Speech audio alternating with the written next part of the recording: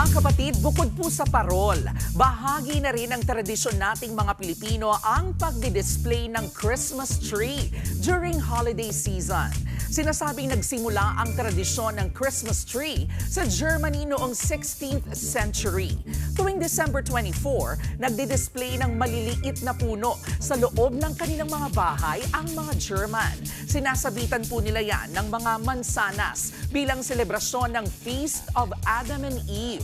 Ang mga punong yan, tinawag nilang paradise trees at representation ng Garden of Eden. Kasabay ng paglilipat bansa ng mga German, lumaganap din ang tradisyon ng Christmas tree sa Inglaterra noong 1800s nang ipauso ni German-born Prince Albert at ng kanyang asawang si Queen Victoria ang pagdidisplay ng mga decorated tree.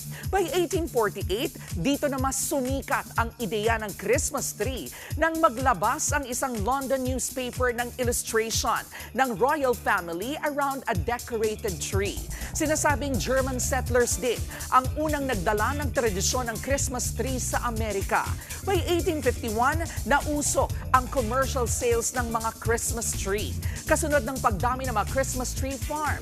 Taong 1960, kasabay din po ng pagdami ng lugar na may supply ng kuryente, dumami na rin ang nag-display ng kanilang mga maningning at kumukuti-kutitap na Christmas tree.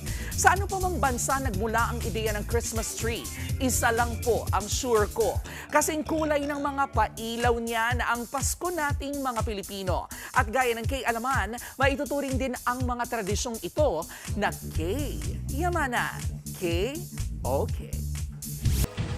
Mga kapatid, ito po ang inyong K-Alaman Queen, Kalad Karen.